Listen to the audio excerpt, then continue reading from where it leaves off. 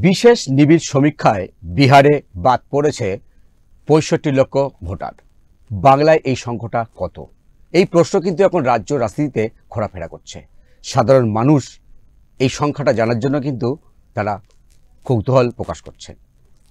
আসল সংখ্যাটা ঠিক কত, চলুন দেখে নিই একটি বিশেষ প্রতিবেদন। রাজ্যে ২০০২ সালে ভোটার তালিকা প্রকাশের কাজ শুরু করল নির্বাচন কমিশন। ইতিমধ্যে ১০৯টি বিধানসভা এলাকার নাম প্রকাশ করা হয়েছে। রাজ্যের মুখ্য নির্বাচনী আধিকারিকের ওয়েবসাইটে এই তালিকা ইতিমধ্যে প্রকাশ করা হয়েছে। এই তালিকায় নাম থাকা ভোটারদের আপাতত স্বস্তি। তবে বিহারে এসআইআর কোপে পড়েছেন রাজ্যের প্রাক্তন উপমুখ্যমন্ত্রী তেজস্বী যাদব। অভিযোগ, ভোটার তালিকা থেকে বাদ পড়েছে তেজস্বী যাদবের নাম। ২০০২ সালে বিশেষ নিবিড় সমীক্ষার ভোটার তালিকা নামে এই ভোটার তালিকা দেখা যাবে। প্রসঙ্গত, পশ্চিমবঙ্গে ভোটার তালিকার বিশেষ নিবিড় সমীক্ষা হয়েছিল ২০০২ সালে। সেই তালিকাকে ভিত্তি করেই এগোতে চায় কমিশন। রাজ্যগুলিতে শেষবার এই এসআইআর হয়েছিল ২০০২ সাল থেকে ২০০৪ সালের মধ্যে, আর বিহারে হয় ২০০৩ সালে। কোন ভোটার মৃত, কোন ভোটার অন্যত্র চলে গিয়েছে, আর ভুয়ো ভোটারই বা কে, সবটা খতিয়ে দেখে কমিশন। জানা গিয়েছে, কমিশন জানিয়েছে বিহারে এসআইআর এর সময় ৭,২৪,০০,০০০ মানুষ নথি জমা করেন। ফলে ৬৫ লক্ষের বেশি জনের নাম তালিকা থেকে বাদ গিয়েছে। কমিশন জানিয়েছে ৩৬,২৮,০০০ ভোটার স্থায়ীভাবে বিহারের বাইরে স্থানান্তরিত হয়েছেন কিংবা তাদের ঠিকানায় পাওয়া যায়নি। ২২,৩৪,০০০ ভোটারের মৃত্যু হয়েছে। ৭.০১ লক্ষ ভোটারের নাম একাধিক জায়গায় নথিভুক্ত রয়েছে। বিহারের মতো এবার পশ্চিমবঙ্গেরও ২৩ বছর আগের ভোটার তালিকা প্রকাশের কাজ শুরু করল কমিশন। নির্বাচন কমিশনের ওয়েবসাইটে যেখানে তালিকা প্রকাশ করা হয়েছে, যেখানে কোচবিহার, জলপাইগুড়ি, দার্জিলিং, উত্তর দিনাজপুর, দক্ষিণ দিনাজপুর, মালদা, নদিয়া, হাওড়া, হুগলি, মেদিনীপুর, বাঁকুড়া জেলার মতো প্রায় শতাধিক বিধানসভা কেন্দ্রের তালিকা প্রকাশ করেছে কমিশন। সেই ওয়েবসাইটে গিয়েই ভোটাররা নিজেদের নাম দেখে নিতে পারবেন। এদিকে এসআইআর নিয়ে শাসক বিরোধী তরজায় উত্তপ্ত বঙ্গ রাজনীতি। তৃণমূলের সর্বভারতীয় সাধারণ সম্পাদক অভিষেক বন্দ্যোপাধ্যায় নির্বাচন কমিশনকে নিশানা করে বলেন, এসআইআর আসলে কমিশনের রিগিং। কুকুরের নামে রেসিডেন্সিয়াল সার্টিফিকেট মানুষ ভোট দিতে পারবে। এই যে এসআইআর ওরা বলছে স্পেশাল ইন্টেন্সিভ রিভিশন, এটা অ্যাকচুয়ালি এসআইআর মানে হচ্ছে সাইলেন্ট ইনভিজিবল রিগিং, যেটা ইলেকশন কমিশন শুরু করেছে বিজেপির পক্ষে। যারা নিজেদের ভোটাধিকার প্রয়োগ করে প্রকৃতভাবে সরকারকে প্রশ্নের মুখে ফেলে, সেই সমস্ত দেশের নাগরিকের ভোটাধিকার কেড়ে নিতে চাইছে ইলেকশন কমিশন। এবং যেভাবে পক্ষপাতদুষ্ট আচরণ করছে, আমি মনে করি এটা বিগত দিনেও দেখেছে, বাংলায় করে কোনো লাভ হয়নি। বিহারে করেছে, আমার বিশ্বাস বিহারের মানুষ জবাব দেবে। এবং ইতিমধ্যে সুপ্রিম কোর্টেও মামলা চলছে। আমি শুনেছি গতকাল হিয়ারিং ছিল, পরবর্তীকালে সেটা পিছিয়ে আবার সেপ্টেম্বর মাসে ডেট পড়েছে, আগস্টে ডেট পড়েছে। বিচার ব্যবস্থার উপর আমাদের পূর্ণ আস্থা রয়েছে। বাংলায় এরা চেষ্টা করবে, অনেক লাফানি ঝাপানি করবে, কিন্তু তৃণমূল কংগ্রেসের প্রতি মানুষের আস্থা, আশীর্বাদ, ভালোবাসা বাড়বে। এবং ২০২১, ২০২৪, ২০২৩ পঞ্চায়েতের থেকেও ভালো ফল তৃণমূল কংগ্রেস ২০২৬ সালে করবে। পাল্টা নিশানা করেছেন রাজ্যের বিরোধী দলনেতা শুভেন্দু অধিকারী। তাই আমাদের যে ২,৩৩,২৭,০০০ ভোট, মূলত সনাতনী এবং আদিবাসীদের ভোট, আর আপনি ছাপ্পা মেরে ক্যামেরা বন্ধ করে যে ২,৭৫,০০,০০০ ভোট পেয়েছেন, তার ২ কোটি ভোটই হচ্ছে একটা বিশেষ কমিউনিটির, আর বাংলাদেশি মুসলমান রোহিঙ্গা যাদের নাম ভোটার লিস্টে আছে অবৈধভাবে, তাদের ভোটে।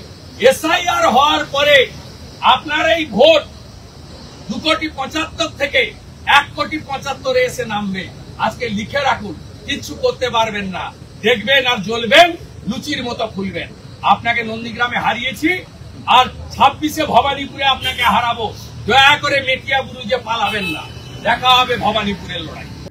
প্রসঙ্গত, বিএলওরা অভিযোগ করছেন তারা আতঙ্কিত। নিরাপত্তা সুনিশ্চিত না হলে কাজ করতে পারবেন না। ব্যুরো রিপোর্ট, ওঙ্কার বাংলা। এসআইআর নিয়ে রাজ্যে চলছে শাসক বিরোধী তরজা, কিন্তু এই এসআইআর নিয়ে সাধারণ মানুষ কি মনে করেন, চলুন তারা কি বলছেন শোনার চেষ্টা করি। বেশি যাবে বিহার থেকে বেশি। বিহারে ৬৫ গেছে, এখানে ৭০-৮০ যাবে। সেটা তো আইডিয়া নেই, তবে হওয়া দরকার। আমি বসিরহাটের লোক, প্রচুর অনুপ্রবেশকারী আশেপাশে সব ঢুকছে, স্পষ্ট বুঝতে পারছে, কিছু করার নেই। এরা আমাদের এখানে ছিল না। আমরা যাদের দেখছি রেল লাইনের ধারে দেখছি, অথবা আপনার বসিরহাটের ইছামতির ধারে দেখছি, তাদেরকে আমরা আগে দেখিনি। যে জাহাজ যখন হয় দেখছি এরা সব অনুপ্রবেশকারী বলেই মনে হচ্ছে, কারণ ওখানে দুর্গাপুজোর সময় বর্ডার মুক্ত হওয়ার জন্য প্রচুর লোক ঢোকে, তারা যায় না। আমরা প্রমাণিত একদম, তাই এটা হওয়া উচিত। প্রশাসন কি করে হবে? প্রশাসনকে তো মানে আপনি বলে তো প্রশাসন তো আমার দেশের নাগরিকের সমস্যাই সমাধান করতে পারছে না। ব্যাপারটা দেখুন, আমি মানে ব্যাপারটা যা বলছি, শুধু উনি বলেন বসিরহাট ব্যাপারটা না, শুধু গোটা কলকাতা দেখুন না। উনি যে এখন যে আমাদের মাননীয় মুখ্যমন্ত্রী বলছেন বাংলা ভাষা নিয়ে, আপনি খিদিরপুর হোক, আপনি মিটিয়াপুর হোক, তারা কোন ভাষায় কথা বলে? আমার যে কথাটা উনি যে বাংলা ভাষা বলছেন, আমি জিজ্ঞাসা করতে আপনাকে যে আপনি বাংলা ভাষা নিয়ে বলছেন, তাহলে খিদিরপুর মিটিয়াপুর যে গেলে একটা সিঙ্গেল বাংলা করো, বাংলার ওয়ার্ড কেটে দিয়ে সেখানে উর্দু আরবি লেখা থাকে কেন? আমি তো প্রশ্ন ওটাই করি। আর এসআইআর নিয়ে এটা ব্যাপারটা দেখুন, আমাদের বাপদাদারা সবাই তো মানে তোমার সবার কাছে আধার কার্ডে 1995-এরও আছে। এবার উনি যে ব্যাপারটা বলছেন যে ভোটার কার্ড সংশোধন করবেন, আমি তো চাইছি অবশ্যই হোক, খুব তাড়াতাড়ি হোক, আগস্ট করে এখনই চালু হোক। এবারে অনুপ্রবেশকারী কথাটা মোটামুটি এখন এই অবস্থা হয়েছে, যদি আপনি এখানে এসআইআর করান তাহলে মোটামুটি আমি মনে করি 30% বা 40% বাংলা খালি হয়ে যাবে, যদি ঠিক করে করানো যায় সেরকম হয়। কিন্তু সমস্যা এটাই যে হচ্ছে না এখানে। আমরা চাই তো এসআইআরটা হোক। বুঝতে পেরেছেন? এ বলছে 1 কোটি, ও বলছে 10 লক্ষ 15 লক্ষ, কিন্তু আছে, খুঁজে বার করা, জানি না বেরোবে কিনা কোনোদিনই। এইভাবেই চলতে থাকবে এবং রাজনীতির খেলাতে এই যে সংখ্যার খেলা চলবেই। যে যেভাবে বলবে যে সংখ্যা আছে, কিন্তু আছে, এবং অনুপ্রবেশকারী ভয়ঙ্করভাবে আছে। না, বিজেপি বা যে কোনো বিরোধী দলই বাড়িয়ে বলে, সেই সংখ্যাটা হয়তো মিলবে না, কিন্তু আছে। এই আছেটাকে অস্বীকার করার কোনো উপায় আমাদের নেই। মানে সবটাই আনপ্রেডিক্টেবল ব্যাপার স্যাপার চলছে, কিছুই কেউ স্পেকুলেট করে কিছুই বলতে পারবে না। হতে পারে তার থেকেও বেশি হলেও আশ্চর্য হব না, তার থেকেও যদি বেশি হয় তাহলেও আশ্চর্য হব না, কারণ এখানে মানে যা অবস্থা তাতে সবকিছুই সম্ভব, সবটাই সম্ভব, সেটা বিজেপিও জানে এবং রুলিং পার্টিও জানে। 1 কোটি তো হবেই, কম করে 1 কোটি তো হবেই, অবশ্যই। বাদ যাবে কি যাবে না আমি জানি না, কিন্তু 1 কোটি হতেই পারে। 1 কোটি না হওয়ার মতো কিছু নেই। এ বলবে এরকম, ও বলবে ওরকম, আমরা ওই ইতেই যাবো না, যা করবে করুক, যা হবে দেখে নেব।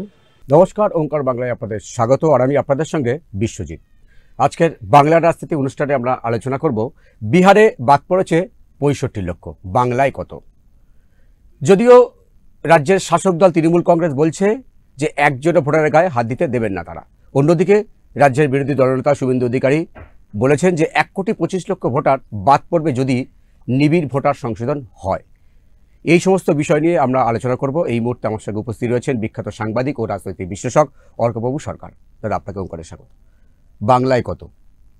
না, ওটা ওভাবে বলা যাবে না। 2002 সালে শেষবার যখন হয়েছিল স্পেশাল ইন্টেন্সিভ রিভিশন, ওই 27 লক্ষের মতো নাম বাদ গেছিল।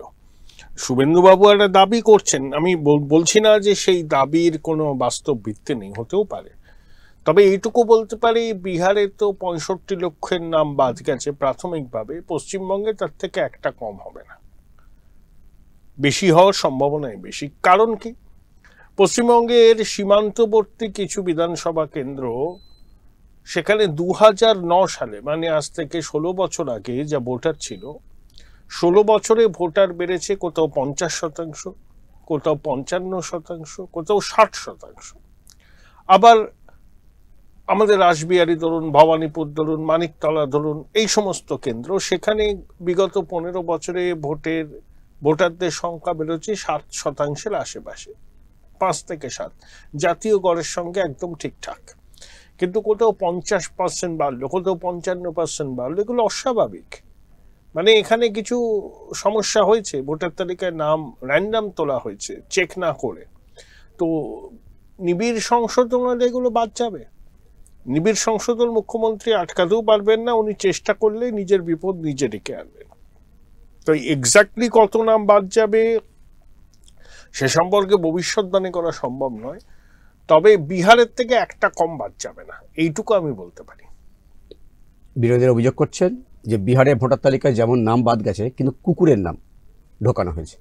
না, সেগুলো তো ফেক বলে দিয়ে দিয়েছে নির্বাচন কমিশন। ওগুলো জাস্ট বিভ্রান্ত করার জন্য এত বড় প্রক্রিয়া, ভুল ত্রুটি থাকতেই পারে। ভুল ত্রুটিগুলো ইচ্ছাকৃত কিনা সেটা দেখতে হবে। আজকের এই অভিযোগ করছেন লালু প্রসাদ যাদবের পুত্র তেজস্বী যাদব, বিহারের প্রাক্তন উপমুখ্যমন্ত্রী তিনি, তার নাম নাকি বাদ পড়ে গেছে।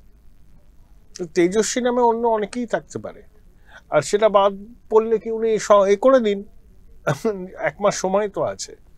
বাদ যে তালিকাটা বেরোচ্ছে এরা তো চূড়ান্ত তালিকা নয়। আসলে এরা ভয় পাচ্ছে। হ্যাঁ, অবৈধ ভোটার অনেক ঢুকেছে পশ্চিমবঙ্গে, কোনো সন্দেহ নেই। অনুপ্রবেশকারীরাই বেশি। কিভাবে তারা কাগজপত্র জোগাড় করেছে সেগুলো সব জানি আমরা। এরা ভোট ব্যাংক শাসক দলের।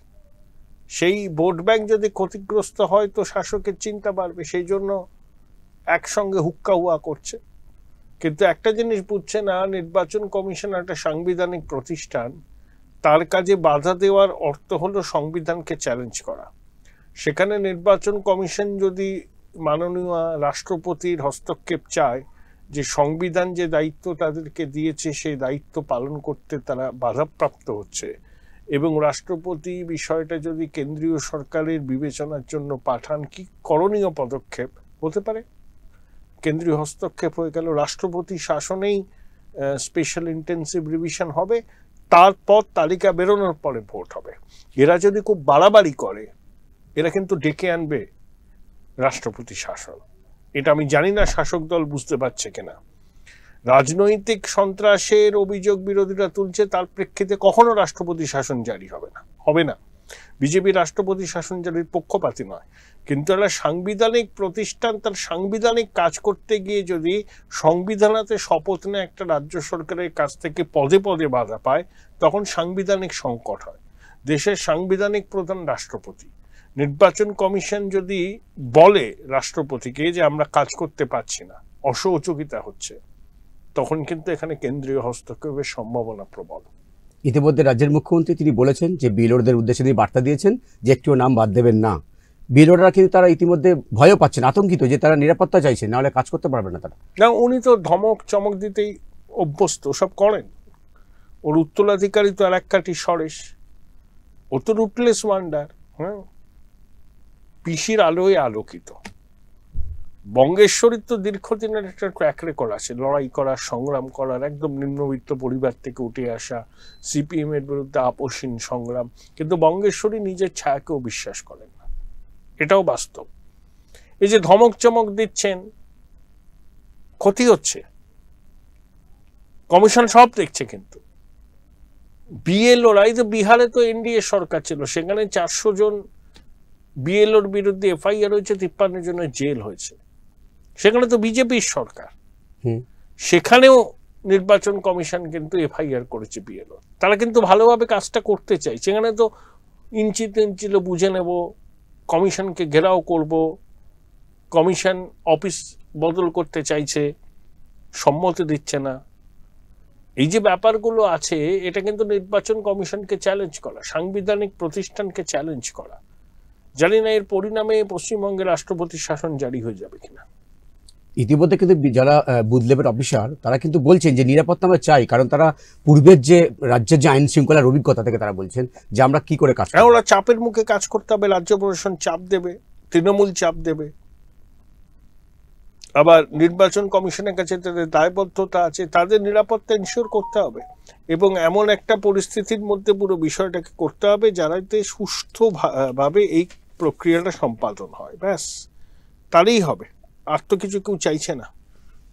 কিন্তু দাদা, বাংলায় তো এই প্রথম হচ্ছে না এসআইআর। এর আগে 2002-এ হয়েছে, তখন বামফ্রন্ট সরকার এসআইআর পরে হই করে আবার তারা ক্ষমতা এসেছিল। ভয় পাওয়ার কারণ কি তৃণমূল কংগ্রেসে? 2002 সালে যখন হয়েছিল, তারপর 2006 ভোট হয়েছে, বামফ্রন্ট এসছে। তৃণমূল ভয় পাচ্ছে, এই কারণেই ভয় পাচ্ছে যে 15 বছরের প্রতিষ্ঠান বিরোধিতা, তার উপর যদি ওই ভোট ব্যাংকে থাবা বসায়, অনেক নাম বাদ যায় এসআইআর এর ফলে, তাহলে লড়াইটা আরো কঠিন হয়ে যাবে তাদের কাছে। সেই জন্য যা নাম বাদ যাবে তার সিংহভাগ হচ্ছে ওদের ভোট ব্যাংক। তাই ভোট ব্যাংক ক্ষতিগ্রস্ত হওয়া ওরা মানতে পারছে না, সেই জন্য প্রতিবাদের রাস্তায় আসছে। এসআইআর ইতিমধ্যে বিহারে হয়েছে, কিন্তু বাংলায় এই সংখ্যাটা কোথায় গিয়ে দাঁড়াবে তাই নিয়ে কিন্তু এখন চলছে জোর জল্পনা। শাসক বিরোধী চলছে তরজা, সেদিকে আমাদের অবশ্যই নজর থাকবে। আপাতত এই পর্যন্তই। অন্যান্য খবরের জন্য চোখ রাখুন ওঙ্কার বাংলায়। নমস্কার।